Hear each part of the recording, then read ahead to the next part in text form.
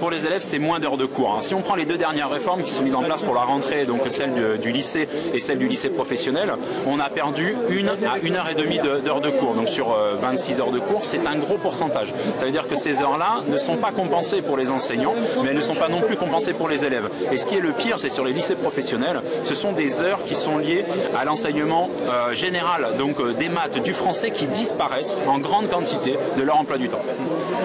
Cette politique de diverses délitants là, sur l'éducation, c'est quelque chose qui n'est pas nouveau. Malgré tout, aujourd'hui, je crois que c'est depuis 2011 qu'il n'y avait pas eu d'intersyndicale aussi unie. Là, comment vous l'expliquez?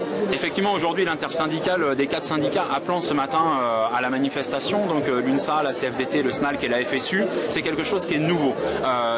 Parce que l'attaque, elle est vraiment générale. Et c'est surtout ça qu'il faut retenir, parce qu'il y a quelques temps, on a fait le même constat sur la fonction publique de façon générale, où les 9 organisations syndicales étaient présentes. Et là, sur ces syndicats, c'est pareil, c'est quelque chose de vraiment nouveau. Les 3 syndicats, les 3 premières forces de l'éducation nationale, la CFDT, l'UNSA et la FSU, sont aujourd'hui dans la rue pour dénoncer ça. Et ça, on ne l'avait pas vu effectivement depuis la période Nicolas Sarkozy. Ça veut dire qu'on est vraiment à un moment critique? Nous, on pense qu'on a un moment critique sur l'enseignement, dans sa façon générale.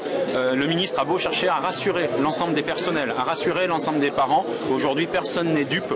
Les postes baissent et le niveau, on a peur du niveau de baisse pour les élèves.